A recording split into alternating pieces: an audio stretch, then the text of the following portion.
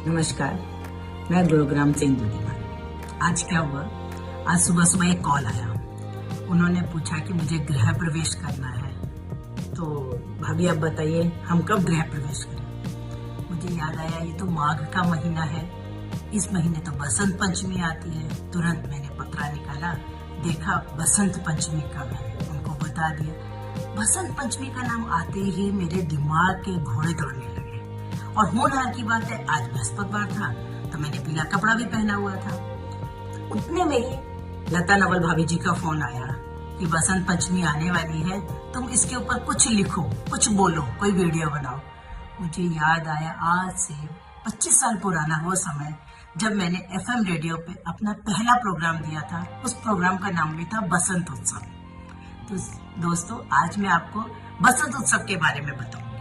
जैसा कि इसके नाम से ही ज्ञात है, ये 6 ऋतुओं में सबसे महान ऋतु होती है, सबसे सुंदर ऋतु होती है। इस ऋतु के समय में बसंत पंचमी माघ महीने की शुक्ल पक्ष की पंचमी को हम मनाते हैं। होता क्या है कि प्रकृति 2 महीने पिछले से बहुत ठंडी ठंडी होकर एकदम निस्तेज पड़ी रहती है। बसंत पंचमी आते ही सब में जीवन का, ऊर्जा का संचार हो जाता है। अब हम बसंत पंचमी क्यों मनाते हैं, इसके पीछे बहुत सारे कारण हैं। चलिए सबसे पहले हम पुराने जमाने में चलते हैं, त्रेता युग में चलते हैं। हम सबको मालूम है वनवास के दरमियान भगवान राम, लक्ष्मण और सीता जी अपना वनवास काटते काटते शबरी के आश्रम में आए थे। शबरी उनको देखकर भावाभिभूत हो गई थी और वो जूठे बेर उनको खिलाने लगी थी। और वो दिन दोस्तों, वो बसंत पंचमी का ही दिन था, एक पौराणिक में। दूसरी बात, जब ब्रह्मा जी ने सृष्टि रची, बहुत पहले उन्होंने सब कुछ बनाया, मनुष्य योनि की रचना की, लेकिन उसमें उन्होंने शब्द नहीं दिया, स्पंदन नहीं था। ब्रह्मा जी को अपने ऊपर थोड़ा सा ये हुआ कि बात तो सही है। उन्होंने तुरंत अपने कमंडल में से जल निकाला, चारों तरफ छिड़का, एकदम प्रकृति में संचार हो गया, आवाज आने लगी, वाणी आने लगी, पशु पक्षी जीव जंतु सब में ऊर्जा का संचार हो गया। वो दिन बसंत पंचमी का था। उस दिन उनके कमंडल के जल छिड़कने से एक देवी प्रकट हुई, जिसके हाथ में वीणा थी, एक ही हाथ में किताबें और वरमाला थी। तो जैसी वो निकली तो उन्होंने, ब्रह्मा जी ने और कृष्ण भगवान ने उनकी स्तुति करी। तो दुर्गा जी बोले कि ब्रह्मा जी, इसको वाणी आपने दी है, आज से इसका नाम वागेश्वरी है। ये आपकी संगनी बनेगी। आप जैसे शिव जी के साथ पार्वती, विष्णु के साथ लक्ष्मी जी रहते हैं, ऐसे ब्रह्मा जी के साथ में सरस्वती जी रहेंगे। और वो सरस्वती जी का दिल तो आ गया था कृष्णा पर, तो उन्होंने कृष्णा से प्रणय निवेदन किया। कृष्णा बोले, इस युग में, इस जन्म में तो मेरी प्रेयसी राधा है, लेकिन मैं आपके से अभिभूत हूँ।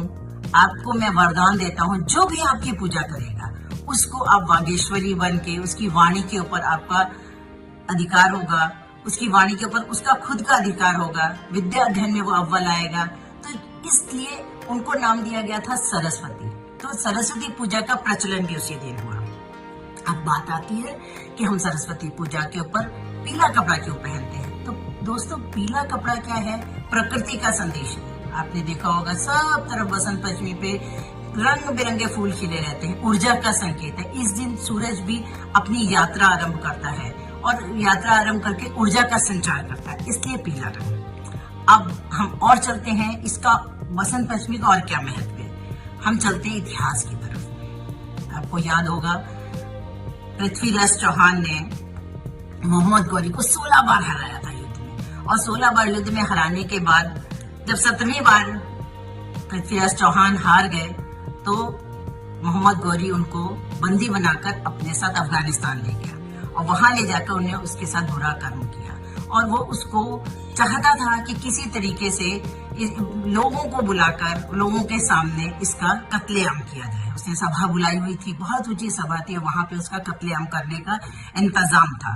और पृथ्वीराज चौहान के जमाने में चंदबरदाई एक बहुत बड़े कवि हुए हैं, जिन्होंने, जो उनके साथ में ही थे, वो एक ऊंचे मचान पे सुल्तान बैठा था, एक ऊंचे मचान पे पृथ्वीराज चौहान थे, दूसरी तरफ चंदबरदाई थे।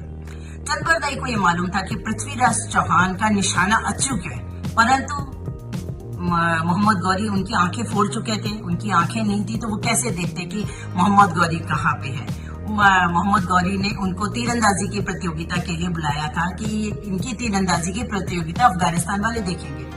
उस वक्त चंदबरदाई ने एक दोहा बोला, 4 बांस 24 गज, अंगुल अष्ट प्रमाण, ता ऊपर सुल्तान है मत चूको चौहान। तुरंत पृथ्वीराज चौहान के अंदर में ऊर्जा का संचार हुआ। उन्होंने उसके कहे के अनुसार उसी दिशा में उतनी ही गति से, उतने ही वेग से बाण चलाया। बाण चलाने के साथ ही सुल्तान अपनी ऊंची सिंहासन से नीचे गिर गया, मर गया। और तुरंत चंदबरदाई और पृथ्वीराज चौहान दोनों ने एक दूसरे के पेट में छुरा भोंका और वहीं का वहीं आत्म बलिदान कर दिया। और दोस्तों, वह दिन भी बसंत पंचमी का ही दिन था।